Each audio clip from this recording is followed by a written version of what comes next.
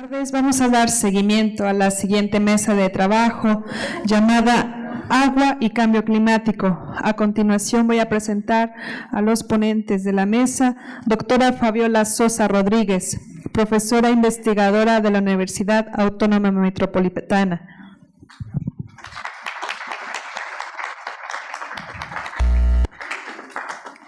Doctor Benjamín Ortiz Espejel, investigador de la Universidad Iberoamericana, Campus Puebla. Doctor Clemente Rueda Abad, secretario ejecutivo del Programa de Investigación en Cambio Climático de la UNAM.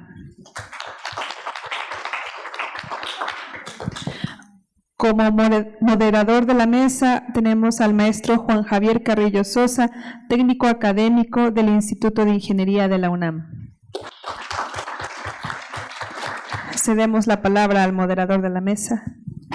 Gracias, buenas tardes a todos. Es un honor estar invitado en estas hermosas instalaciones de la Universidad Benemérita Autónoma de Puebla. Agradecemos mucho todas las atenciones que han tenido con nosotros. Tenemos un panel de lujo, yo creo que vamos a disfrutar mucho esta mesa.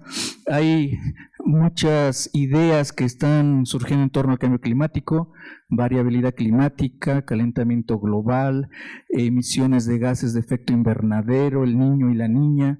Yo creo que son muchos conceptos relacionados con lo mismo y seguramente lo que escucharemos en esta mesa nos servirá para tener mayor claridad sobre este tema tan importante y de una relevancia contemporánea e indiscutible. Bienvenidos y sin más yo le quiero ceder la palabra al doctor Benjamín Ortiz Espejel. Vamos a tener una proyección y vamos a escuchar su intervención. Les quiero pedir que aprovechemos del orden de 15 minutos en la medida que esto sea posible para dejar al final unos 15 minutos para la participación del público. Gracias. La actualidad y desde la revolución industrial ha propiciado la acumulación de gases de efecto invernadero en la atmósfera. Esto hace que se tengan diversas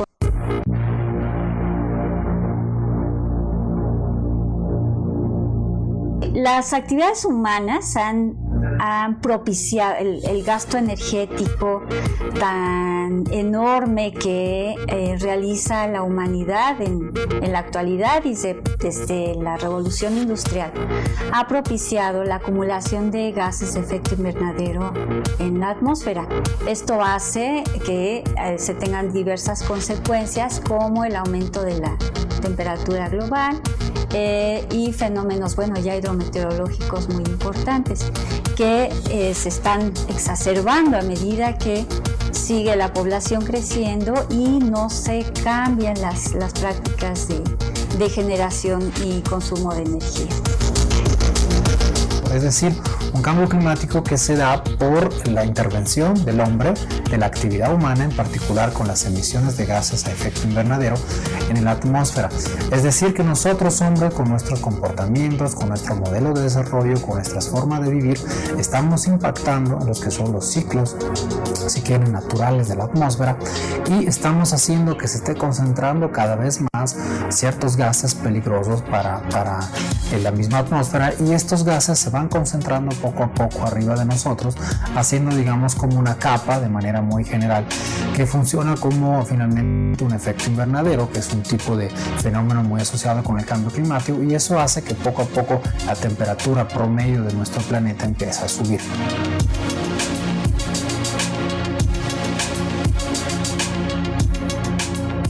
La idea es que puedan venir en los días, aquí en octubre, en la segunda semana de octubre, al Congreso de Cambio Climático que tenemos en la UNAM, junto con otras instituciones nacionales, centros de investigación, las universidades públicas y privadas, para que conozcan un poco más de este tema, para que entienda qué es y sobre todo para que entienda cuáles son los impactos, ¿no? Hola, mi nombre es Carlos Gay García y soy coordinador del Programa de Investigación en Cambio Climático de la UNAM. Y en este momento tengo el gusto de invitarlos a participar en el 5º Congreso Nacional de Cambio Climático que ocurrirá en la semana del 12 al 16 de octubre de este año. El evento va a ser muy divertido, va a estar muy entretenido, van a haber muchos temas.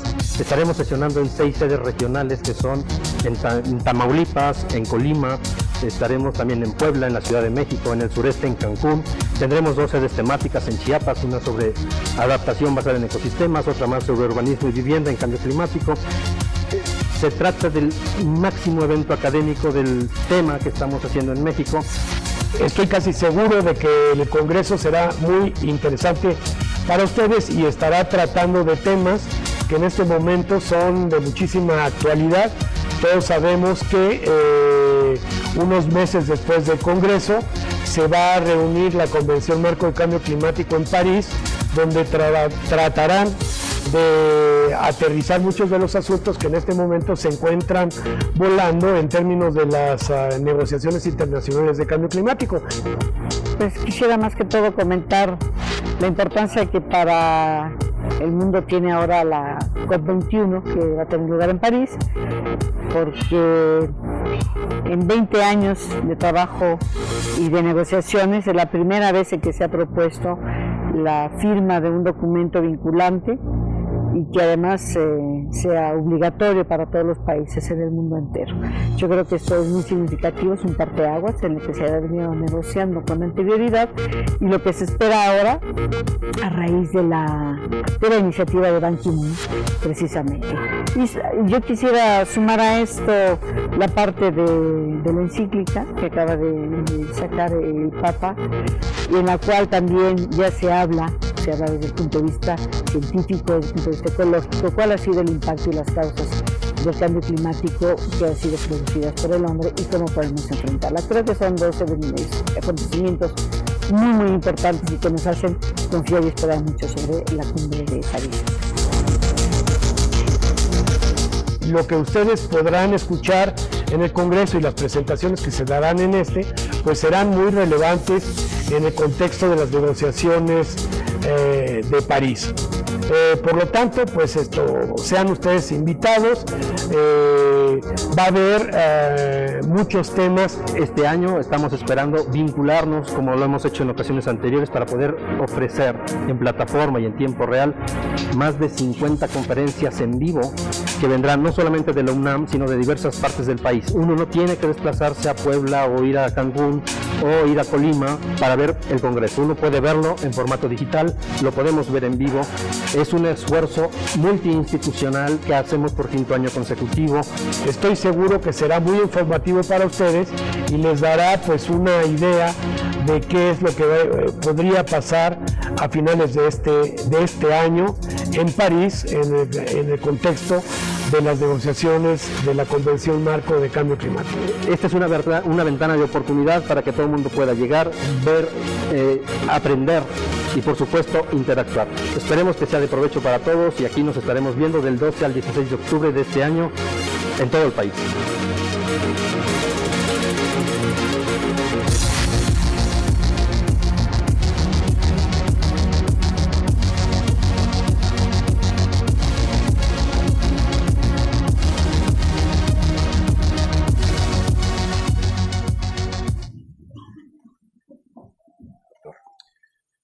Bien, buenas tardes a todos ustedes. Les agradecemos su presencia con este video. Bueno, ustedes están siendo invitados al próximo Congreso de Cambio Climático, que tendrá varias sedes. Efectivamente, antes de empezar, agradecer a los organizadores su invitación.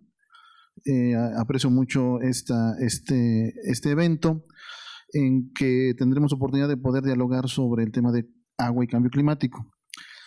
A mí me ha tocado dar el tema de introducción para poder posteriormente darle la palabra a mis compañeros y dar un tiempo también para el intercambio y preguntas con ustedes, de tal manera que vamos a dar comienzo. Si ponen mi presentación, por favor.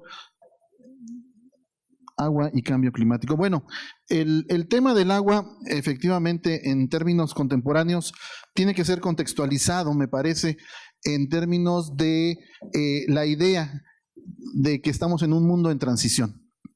3 transiciones por lo menos estamos viviendo, que son transiciones que antes serían impensables para nuestras generaciones.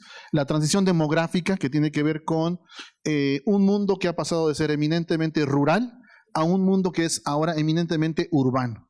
La mayor parte de la población en este momento del planeta vive en concentraciones mayores a 5,000 habitantes. Y eso está ligado justamente a la transición urbana, que ha implicado la necesidad de un diseño muchas veces mal planeado de los servicios para la gran cantidad de personas que viven en agregados territoriales. Entre ellos, por supuesto, el tema de agua es un tema fundamental y que no ha sido satisfecho en la mayoría de los casos a nivel general, a nivel planetario. Y la tercera transición, que sería la transición energética, que está ligada a este cambio de combustibles fósiles a energías de tipo solar, de tipo hídrico, de tipo biomasa. Es decir, empezar a cambiar el paradigma de transporte hacia un sistema de transportes alternativos, que bueno, vemos que no es una transición fácil con esta situación que se ha dado recientemente, el escándalo de la Volkswagen, en donde bueno, tendríamos que tener un referente de compromiso social, de responsabilidad ambiental, y no lo estamos encontrando ni en los países, ni en los gobiernos, ni en las empresas. En fin, la que sigue, por favor. Con la cosa que abandona. Bien, también es importante recordar que estamos en un momento de transición de las metas del milenio. Estamos a unos días de que sea aprobado en el Consejo de las Naciones Unidas las nuevas metas del desarrollo sustentable o sostenible, aunque para nosotros el concepto sostenible y sustentable no es lo mismo. Hay una diferencia muy importante, no son sinónimos, pero lo importante será, en todo caso, el que hay una nueva asignación de recursos presupuestales para temas cruciales para la sobrevivencia humana, y entre los cuales, por supuesto, el tema del agua ocupa un tema fundamental. Abuelo de pájaro, bueno, el tema del agua es un tema crucial por diferentes circunstancias. La vitalidad del planeta se debe al agua. En términos de la hidrosfera, el movimiento de la circulación de agua en la atmósfera también son temas muy importantes. El agua que está en los continentes y que ha sido desviado para fines humanos, se calcula que es más del 54% del agua que debería de tener un ciclo hidrológico natural, ha sido desviado en un 54%. Esto es un tema importante debido a los embalses, los desvíos en muchos casos para los fines humanos. Los mares también representan un gran reto en términos de contaminación de los mares. Más de 20,000 billones de toneladas de desechos son depositados cada año en los mares. Es un tema crucial para la agenda internacional de contaminación de mares. Por otro lado, bueno, por supuesto, el tema del clima, que lo vamos a ver más adelante, asociado a las concentraciones de dióxido de carbono que han aumentado y que esto ha implicado un desfase, un desajuste en el sistema atmosférico del planeta. Recordando rápidamente, nada más como marco general, el 97.5% del agua del planeta es agua salada y una pequeña fracción, 2.5, es agua dulce, y una buena parte de esa agua dulce, recordemos, es agua congelada. Es un agua que no está de fácil acceso para nosotros, de tal manera que estamos sobreviviendo en una fina franja de vida, que el agua disponible es realmente pues un milagro de la vida que estemos en este mundo. Otra manera de ver la cantidad de agua en el planeta, que ya lo hemos visto, la mayor parte es agua salada y otros depósitos en subsuelo y los glaciares, nieve polar que están contenidos. Otro elemento importante que deberíamos de mencionar tiene que ver con la fotosíntesis. La fotosíntesis en un 70% se desarrolla en los océanos.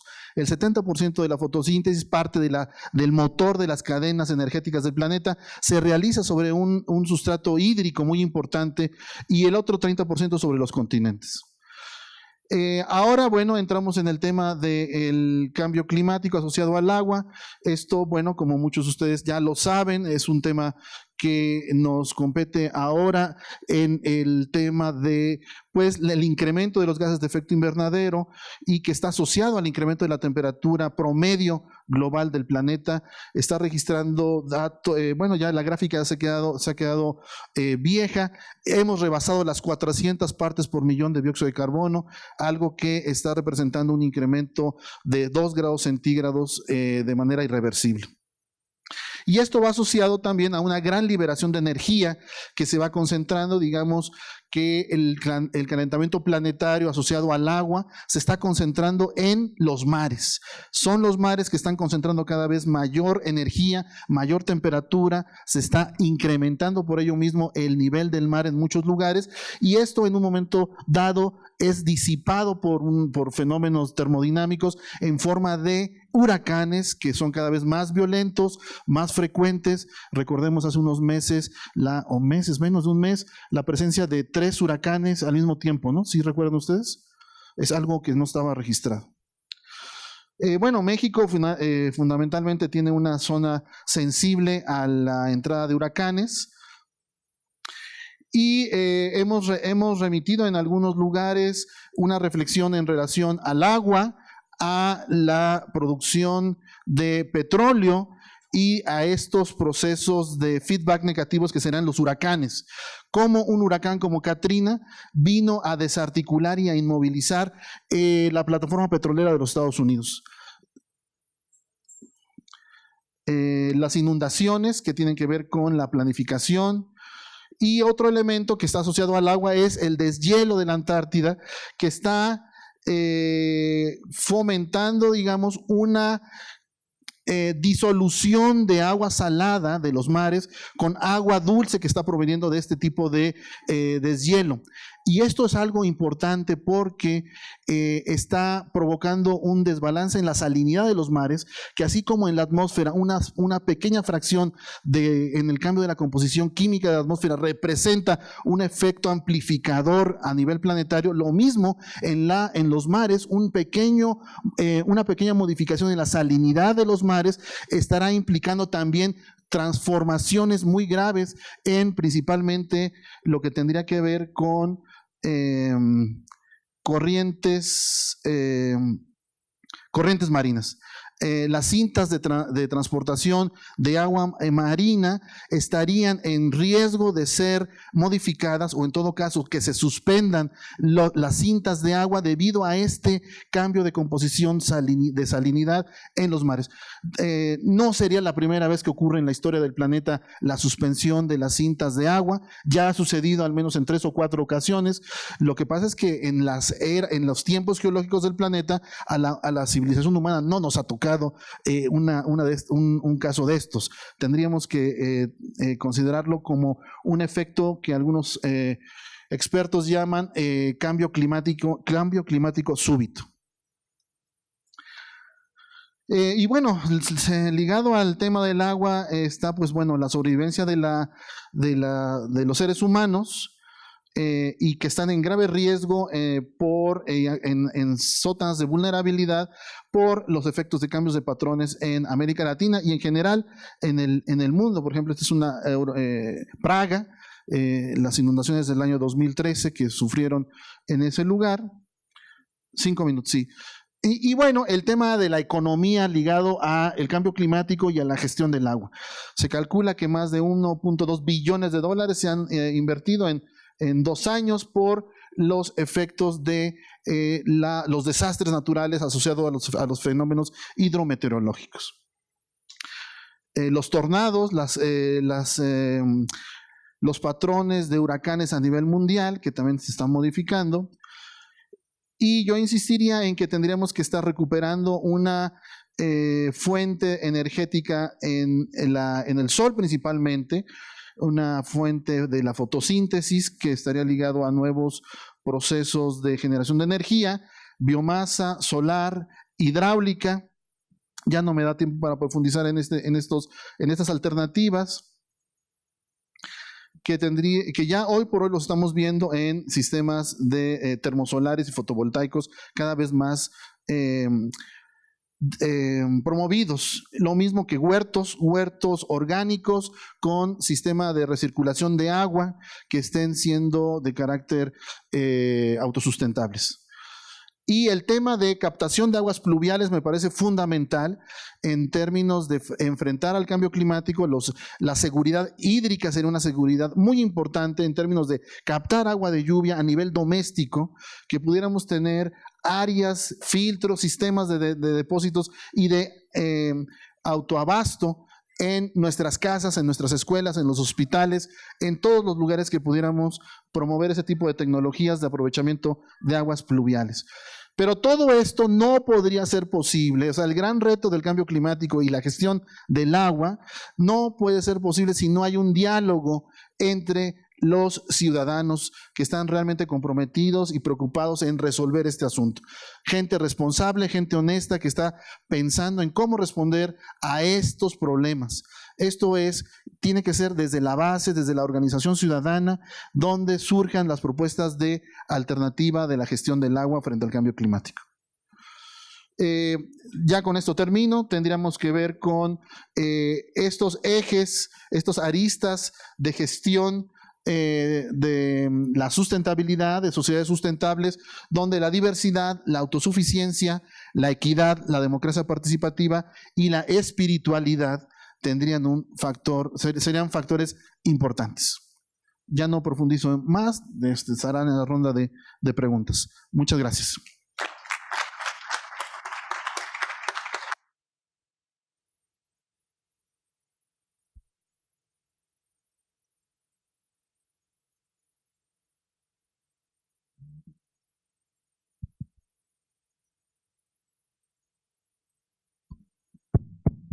Doctor, muchas gracias por su participación.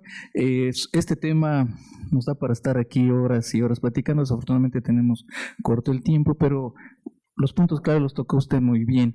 Le cedemos la palabra a la doctora Fabiola Sosa de la Metropolitana.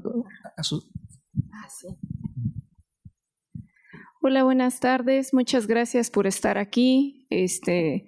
En una hora complicada, ¿no? Después de la comida. Así es que quiero cerciorar que todos me estén siguiendo. Levanten la mano quien me está escuchando.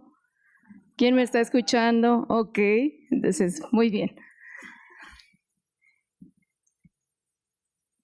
Este es el índice de la presentación. Vamos a ver a grandes rasgos cuáles son los impactos del cambio climático en los recursos hídricos.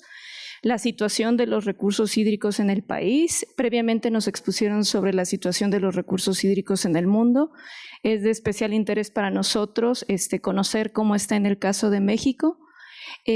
Voy a tomar como caso de estudio a la Ciudad de México debido a que es una ciudad emblemática, pero muchas de las lecciones que podemos aprender de la Ciudad de México se pueden replicar en otras grandes metrópolis. Algunas proyecciones sobre escenarios climáticos y medidas de mitigación y adaptación que se han implementado. Como lo acabamos de ver, la concentración de gases de efecto invernadero en la atmósfera a lo largo del siglo XX ha modificado los parámetros climáticos más allá de las alteraciones naturales que se podían esperar. No se sabe con certeza la velocidad ni la intensidad de estos cambios y tampoco su magnitud. Sin embargo, sabemos con cierta certeza que los grupos más vulnerables y aquellos sectores que no cuentan con las capacidades de adaptación suficientes para hacerles frente serán los que principalmente se vean afectados.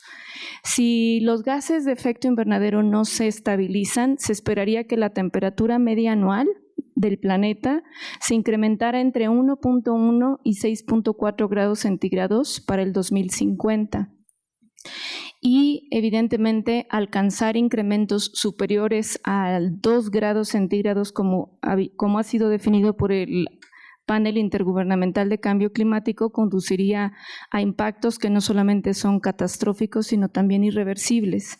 Sin embargo, aunque se logren estabilizar los gases de efecto invernadero, se esperaría que la temperatura media anual continúe incrementándose hasta en 0.9 grados centígrados para el 2100. Esto implicaría que a pesar de que logremos controlar algunos impactos, van a haber otros que son absolutamente inevitables. Y de ahí surge la relevancia de comenzar a pensar en la necesidad de crear capacidades de adaptación y no solamente de mitigación, con la idea de promover sinergias entre ambas. Si bien el cambio climático pudiera tener impactos en distintos sectores, en esta mesa en particular es de interés aquellos específicos hacia los recursos hídricos.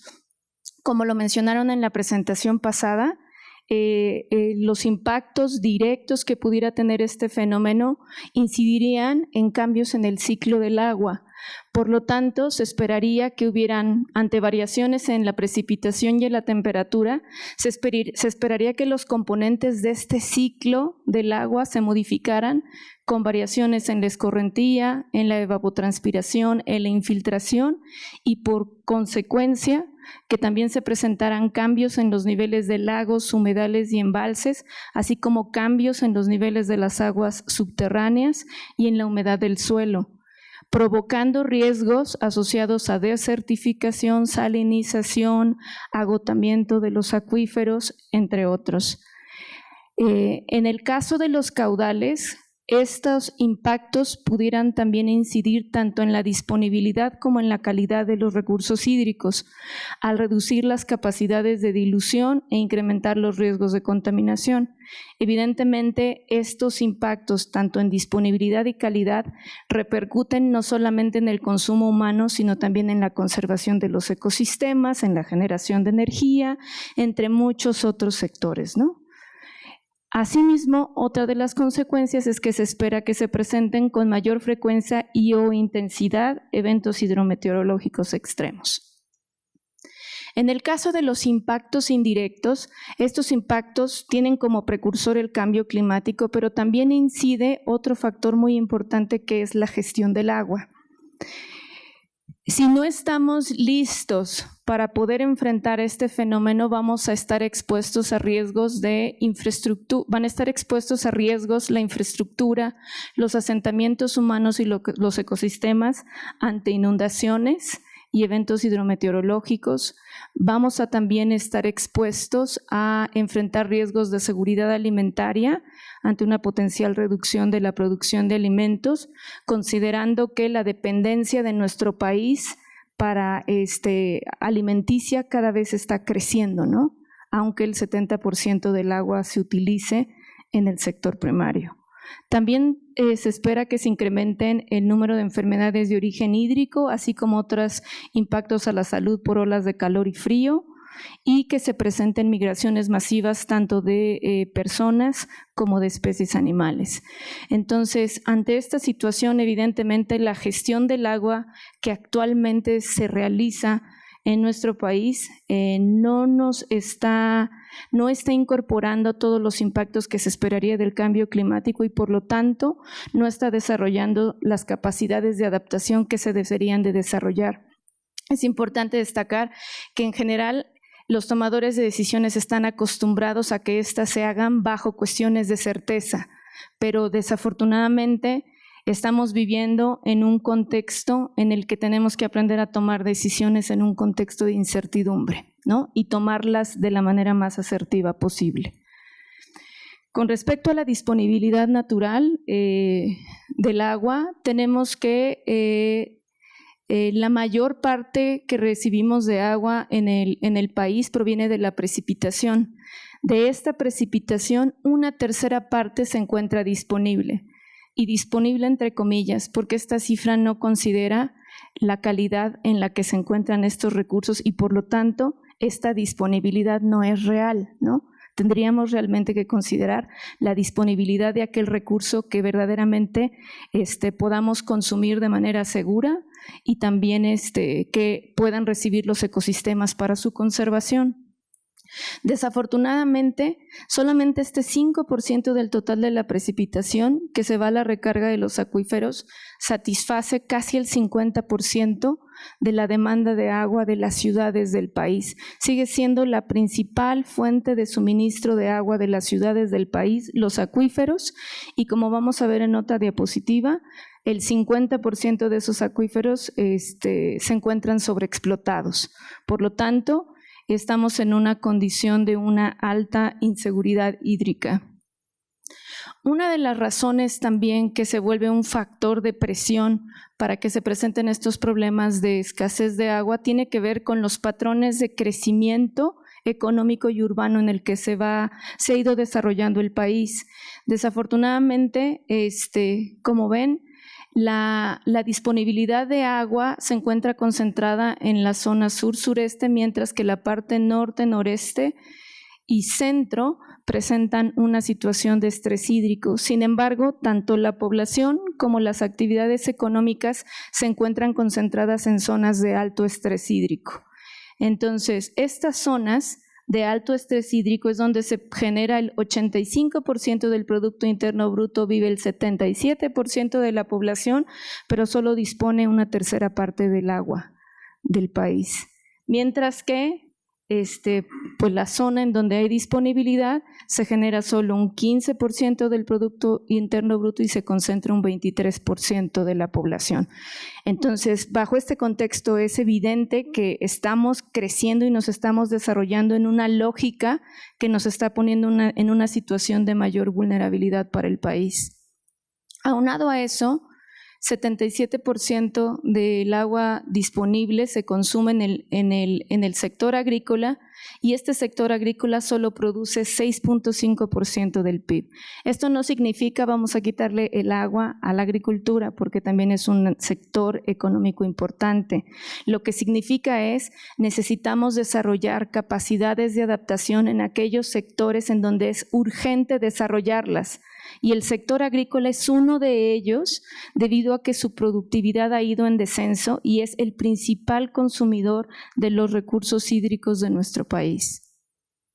De los 653 acuíferos que existen en el país, 104 están sobreexplotados, 50% del agua recibida por las ciudades proviene de estas fuentes y desafortunadamente la mayoría de estas se encuentran en una situación de sobreexplotación, lo cual no solo incrementa la dependencia hacia fuentes distantes, sino nos pone en una condición más vulnerable para garantizar la creciente demanda de agua de las ciudades.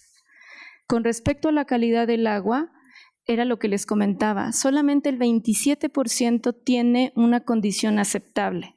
El 73% está contaminada y muy contaminada, por lo tanto nuestra disponibilidad no son los 473 que vimos, ¿no? Es el 23% de esa cantidad. Sí. Con respecto a las proyecciones en materia de escenarios para México, se espera que la temperatura para el 2100 la temperatura promedio anual se incremente entre 0.5 y 4.8 grados y que la precipitación baje entre 15% en invierno y 5% en verano. Dadas las diferencias geográficas, demográficas, de especialización económica, de dependencia de recursos naturales, se espera que en la parte norte y centro se experimenten situaciones de escasez y que en el sur y sureste se presenten situaciones de exceso de agua, ¿no? Y esto nos obliga a tratar de repensar la gestión del agua.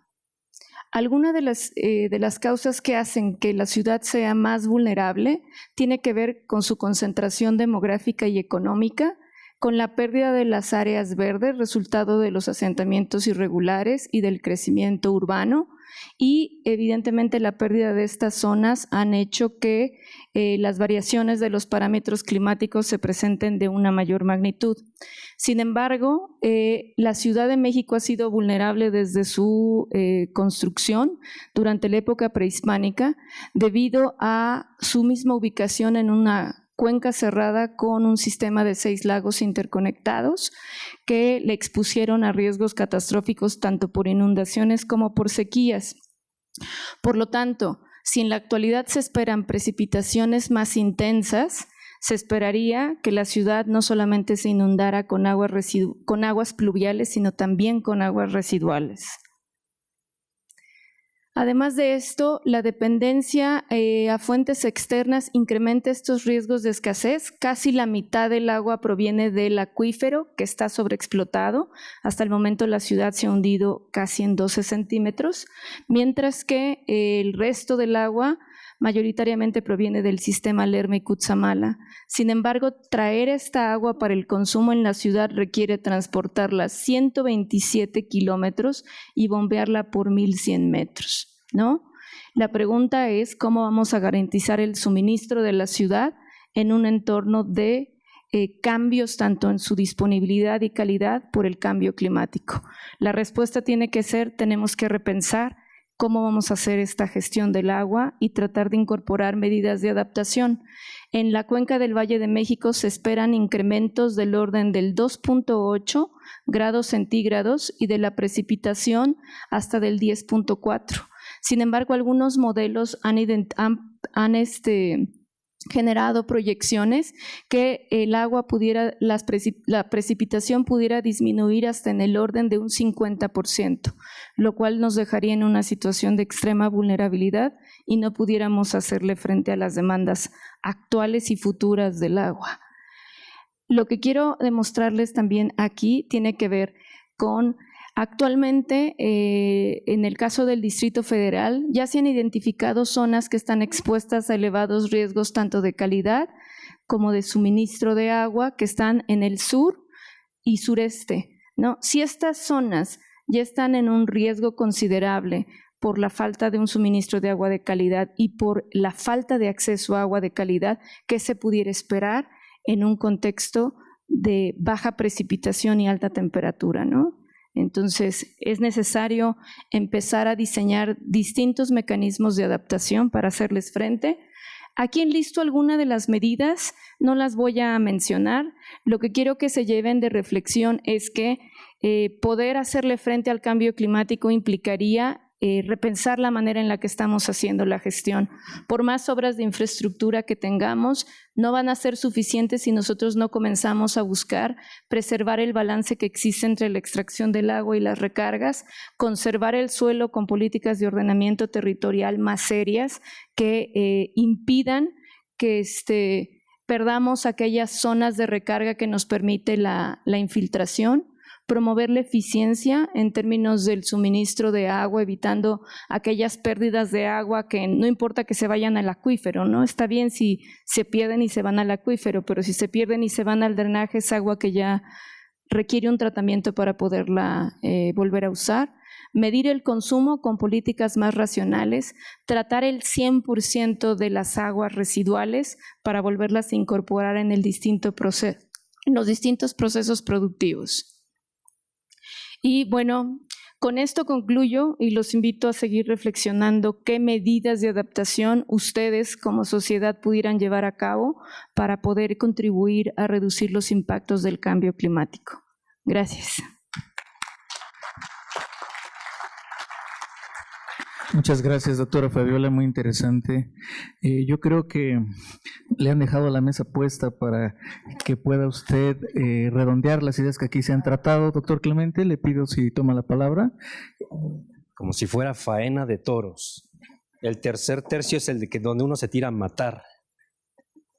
Porfa, ¿no? La presentación. Buenas tardes, jóvenes. Veo a muchos profesionales en formación, porque no me gusta llamarlos estudiantes. ¿Quiénes son o van a ser científicos sociales? ¿Nadie? Levanten la mano con orgullo. ¿Y los demás? ¿Ingenieros? ¿Científicos duros? ¿Biólogos? ¿Físicos? ¿Químicos? ¿Nada? ¿Geólogo? ¿Quién de aquí cree que no podría estudiar cambio climático? Que no puede o no podría con lo que está estudiando. Todos pueden.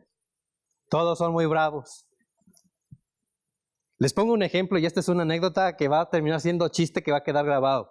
Estamos hablando de una mesa de agua y cambio climático y no hay ningún climatólogo en la mesa. Hay científicos sociales. incluido yo. ¿Eso qué quiere decir? Que sí, en efecto, se puede, pero lo que hay que hacer es estudiar mucho. ¿Por qué? Porque no se trata de meterse como el borras a un tema que uno no domina. Y aquí les pongo una pregunta extraña. ¿Cambio climático es un escenario o es una realidad? ¿Por qué? Lo estamos construyendo, viviendo, y acá tenemos otra respuesta. Sí, yo considero muy fundamental llevar un registro histórico de las estaciones climatológicas que miden la temperatura. ¿Existe o es un escenario? Para mí es un escenario. Y les voy a decir, es las dos cosas. Cuando hablamos de aquí al 2050, esperamos, proyectamos, vemos, el modelo dice, eso es un escenario. Si yo les digo en este momento, oigan, alguien tráigame un refresco, ¿cómo se los va a pedir? Además de por favor, ¿cómo? El tiempo ya está frío. ¿Cómo se los va a pedir? Al tiempo. ¿Y por qué no digo que al clima? Porque ahí hay una confusión de léxico o de concepto. En español, para hablar de tiempo, normalmente terminamos usando el mismo concepto y no diferenciamos clima de tiempo. Clima, cambio climático, bien puesto, de acuerdo a la Organización Meteorológica Mundial, el clima es una media ponderada de datos estadísticos de temperatura y precipitación de al menos 30 años. Si se mueve para arriba o para abajo de la media, eso es un cambio de clima. Ahora, ¿cómo sabemos que que estamos viviendo existe? ¿Por los datos? Sí, en principio por los datos. Desde 1850 a la fecha, de acuerdo al IPCC, quinto reporte de evaluación, hemos subido 0.86 de grado. Yo diría, bueno, 0.86 de grado no es nada. Sí vivo ahí, sí, en efecto. Pero 0.86 de grado logrado en menos de 300 años. Una era glacial, que significa un cambio climático que genera un nuevo tipo de vida en el planeta, es no mayor de 2 grados centígrados. Ya Fabiola nos decía y Benjamín nos decían que se espera que si no hacemos lo que debemos de hacer, de aquí al 2050 es altamente probable que la temperatura media del planeta suba entre 1.4 y 6 grados centígrados. Conclusión, estaríamos en una era geológica completamente distinta, inducida por el ser humano. Ahora, ¿por qué es un escenario? Porque hasta cierta medida es un escenario creado por el hombre, es decir, lo estamos estudiando, estamos viendo con los datos que tenemos y proyectando hacia el futuro cómo podría ser el mundo, y por eso es que después de 6 grados no hay escenario que valga, porque se acaba la capacidad de imaginar. ¿Alguien de ustedes, paisanos míos, yo soy poblano, nací en Teciutlán hace más de 40 años, tenía yo cabello, no es cierto, cuando nací no tenía cabello, hoy tampoco, pero ¿alguno de ustedes ha vivido en Hermosillo, Sonora? De ellos, tú no eres poblana, relájate, ¿o sí? ¿No? ¿Ah? ¿Han vivido en Hermosillo? ¿No? ¿Sí? ¿Quién? ¿Y qué tal? Te regresaste para Puebla, ¿no? ¿Cuánto tiempo aguantaste? Solamente un mes. ¿Te llevaron de vacación? El clima y el tiempo es extremo. En los tiempos de mayo, más de 40 grados de temperatura, casi 50 a la sombra. Pero allá, para ellos, eso es normal.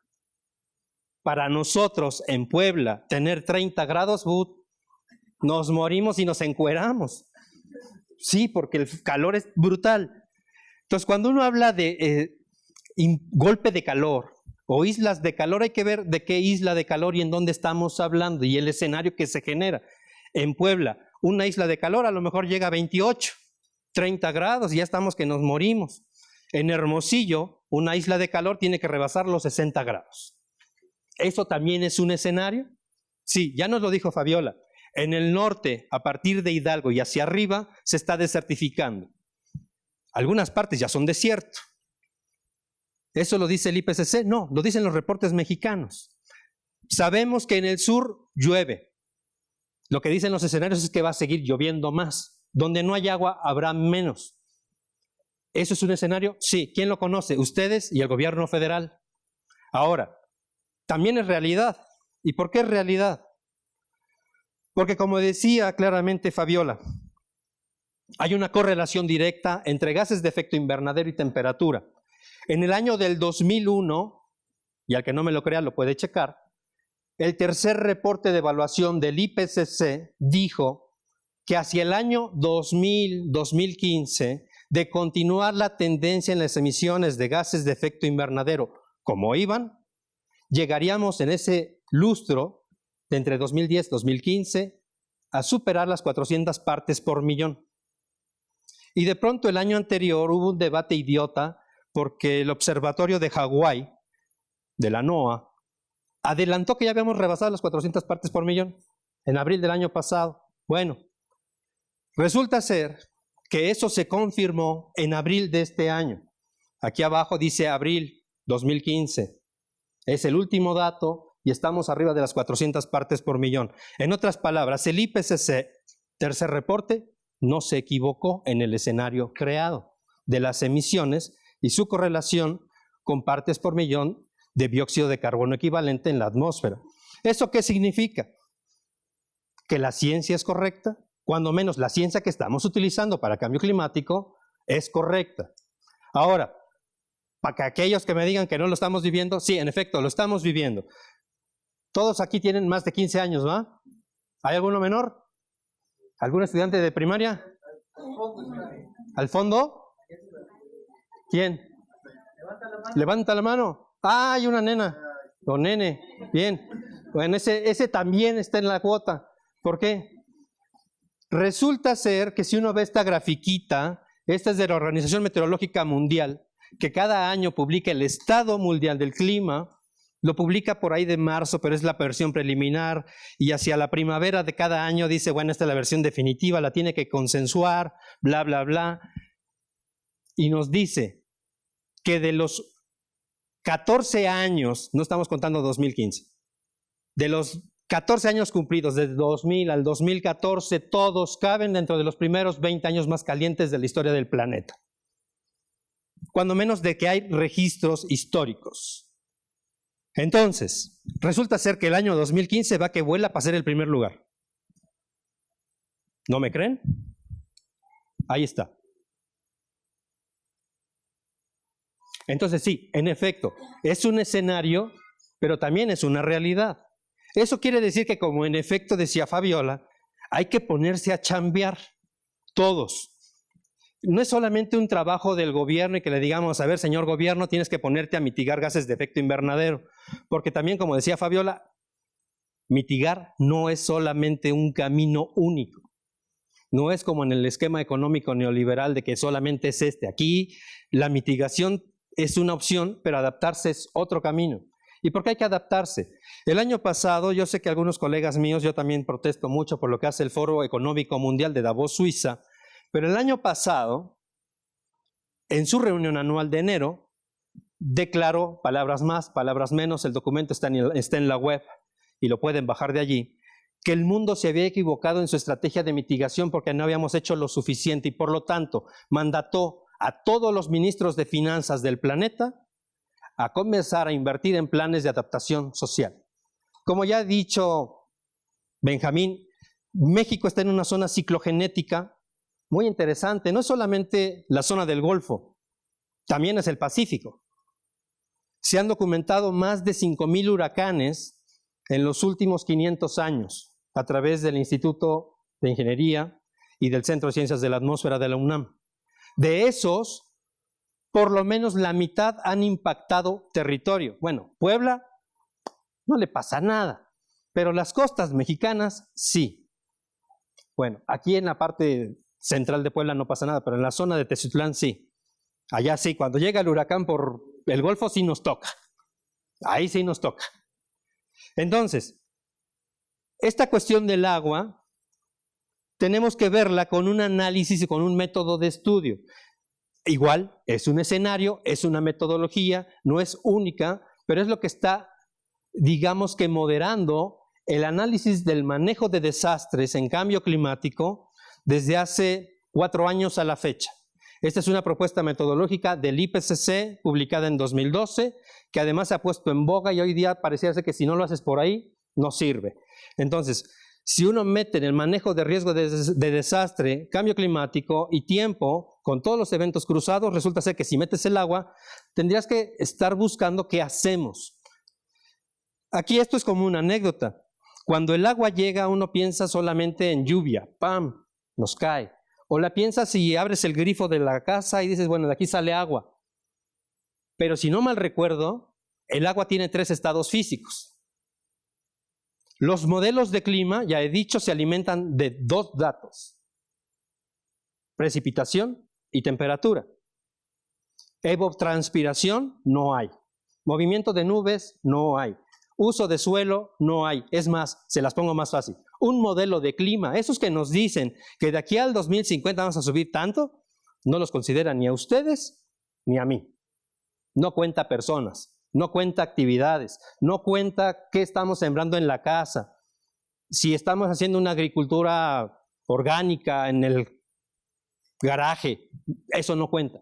Lo único que cuentan son 2 datos, temperatura y precipitación. Y con esos 2 datos estamos ciertos que el mundo está cambiando. Pero también nos dice que el mundo es vulnerable. Y como ejemplo, hace un par de años, 2013, un par de eventos hidrometeorológicos sencillos, y sencillos porque uno fue un huracán escala 1 en Saffir-Simpson y el otro una tormenta tropical, nos pusieron encuerados. Porque eso fue lo que generó casi la mitad del país bajo el agua en el día del grito de independencia de 2013. ¿No se acuerdan? Yo sí me acuerdo, Manuel e Ingrid nos hicieron que nos bajáramos los chones. Y nos los bajamos porque nos vimos encuerados, frágiles y muy vulnerables. Y eso pasó en las costas de Guerrero. Ahora, ¿cómo hay que analizar cambio climático y agua? Ya lo decían los compañeros, hay que verlo en cortes transversales, por sectores. El agua es un elemento que cruza todos los productos, todos los servicios, porque se dice, pareciera ser como lema de campaña, que el agua es vida, o que el agua depende de, para generar vida, y que la vida depende del agua, y es una relación cruzada como simbiótica. Entonces, en cambio climático hay impactos que son directos asociados al agua y otros que no lo son. Los directos son estos que tienen que ver con el consumo, con la gestión, con la calidad, y otros donde dice uno, bueno, a ver, ¿y qué pasa si llueve menos? Bueno, si llueve menos, tendrás menos alimentos. Y el impacto asociado, muy lejano, es seguridad alimentaria. Hay una cantidad enorme de temas donde en efecto todos y cada uno de ustedes pueden entrarle. Hay nomás como para el chiste, ¿no? Yo soy licenciado en comunicación, maestro en sociología política, doctorado en ciencias sociales. Y dirían, ¿y qué haces aquí? Pues soy uno de esos raros, muy raros, que entró a cambio climático de manera autodidacta. Y soy raro no porque traje con el doctor Gay. Y no porque sea gay, tampoco, sino porque soy el bicho más raro que está haciendo cambio climático en México, porque de pronto pareciera ser que la charla era de un modelador de clima, pero yo no soy modelador de clima. Ya les entendí qué hacen y cómo lo hacen. Entonces, ellos, para que me entiendan a mí, tienen que echarse un curso de filosofía política. Entonces, el llamado está, para cerrar y como colofón, Benjamín fue muy modesto después de que terminamos el video de presentación hace rato. Estamos por realizar el 5º Congreso Nacional de Investigación en Cambio Climático del 12 al 16 de octubre de este año, y como decíamos al final del evento, del video, será en todo el país, y todo el país incluye Puebla. Sí, incluye Puebla porque la UAP está colaborando junto con Benjamín en la Ibero. Este estado tiene una de las 5 sedes regionales del Congreso. Es un evento que estará del 12 al 16 en tu institución, si no mal recuerdo. Es un evento de entrada libre, gratuita, es un esfuerzo, como decíamos, multiinstitucional, donde además la Ibero hace un esfuerzo porque no cobran, normalmente allá nos cobran por todo, pero para este evento, normalmente en este evento, pues el rector se puso las pilas y dijo, bueno, si todos entran sin cobrar un centavo, pues que vengan los muchachos, y entonces la invitación es a que los poblanos y los chicos cercanos a Puebla puedan acudir a la Ibero, y no es porque sea un comercial para la Ibero, es un comercial para el Congreso, pero aquí cercano tienen la Ibero. Entonces, también lo podrán ver por internet. Lo que sucede en la Ibero lo vamos a poder ver en plataforma en tiempo real, lo que sucede en la UAM lo vamos a poder ver en plataforma en tiempo real, lo que sucede en el Politécnico Nacional igual, y lo que sucede en la UNAM, asociados con la UNICACH en Chiapas, con la Universidad de Colima, más algunos otros socios, lo podrán ver desde la comodidad de su teléfono, si les da flojera ir a la Ibero. Muchas gracias y buenas tardes.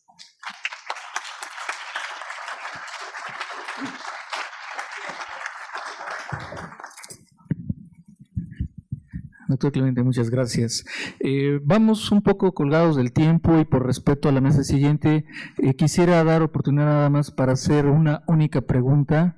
Si alguien quiere hacerlo, nada más le pediría que se identifique y diga a quién va a hacer la pregunta.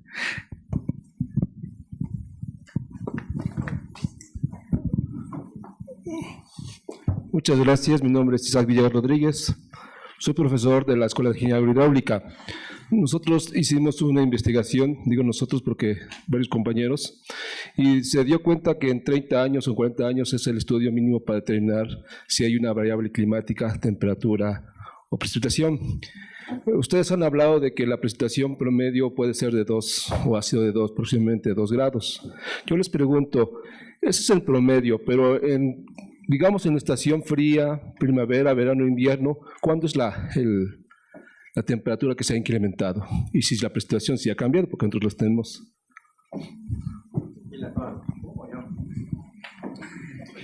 Mejor tú eres más con... A ver, cuando hablamos de temperatura media, es porque en efecto estamos hablando del promedio estadístico de los datos registrados. Pero en efecto, por ejemplo, yo siempre que doy una conferencia, no es por presumido, pero sí les digo, oigan, dense una vuelta a Alaska, y dense una vuelta a Japón, y dense una vuelta a la India. Es más, no vayan tan lejos, dense una vuelta a Tabasco, porque hay ciertas cosas que están sucediendo que no documentamos, y no las documentamos porque no vamos al sitio. Lo que quiero decir es, hay temperaturas que se están incrementando por encima de la media, sobre todo en los casquetes polares, pero que en el contexto tropical donde vivimos, para nosotros sería normal tener 20 grados de temperatura y decimos, híjole, está en la media, está bien. Si sube al 24 dices, bueno, es soportable. Si sube a 30 dices, me aguanto. Pero una temperatura de arriba de 10 grados de diferencia con respecto a la media típica normal en el casquete permanente del Polo Norte significa que se está descongelando a una velocidad terrible. Ahora, esa temperatura que se registra en el Polo Norte no es la misma que se registra en el Océano Atlántico o en el Pacífico, en la parte media intertropical. Puede ser más o menos de la media, pero lo que dan los datos es la suma de aquello más esto entre los números de cocientes que estén integrándose. Entonces, tenemos evidentemente la ciencia ha avanzado en el registro de datos, cada día hay más estaciones meteorológicas en todo el mundo, los instrumentos están mejor calibrados y eso significa que podemos confiar mejor en la información científica que se está generando. Ahora, hay un error o un riesgo. Resulta ser que si vamos a la estación meteorológica de mi pueblo, pues a lo mejor el cuate que toma la estación meteorológica le hace así 18. Porque su estación meteorológica es su dedo. ¿Le tengo que creer? Tal vez sí, tal vez no, pero tengo que tener cuidado de qué tipo de datos están manejando.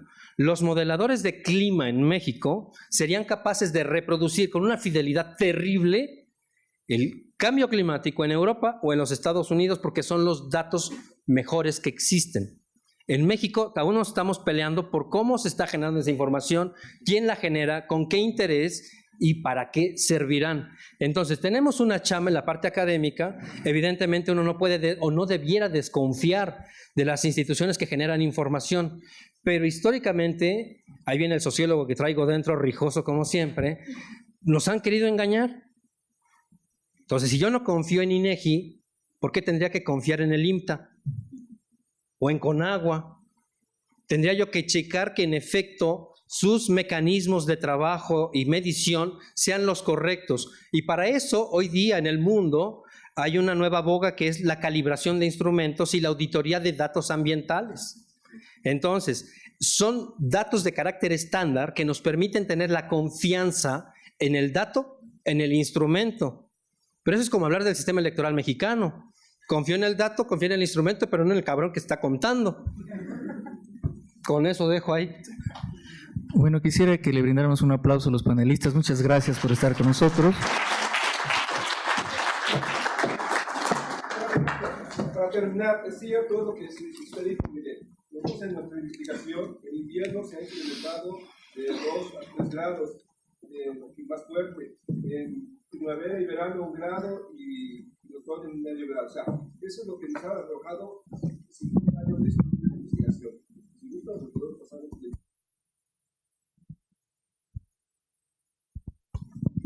Vamos a darles un reconocimiento a nuestra mesa de trabajo. Doctora Fabiola Sosa Rodríguez, un aplauso, por favor.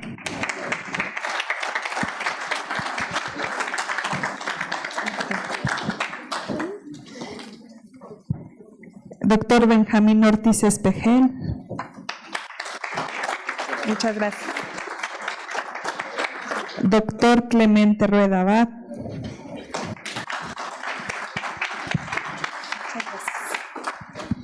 Y al moderador de la mesa, maestro Juan Javier Carrillo Sosa.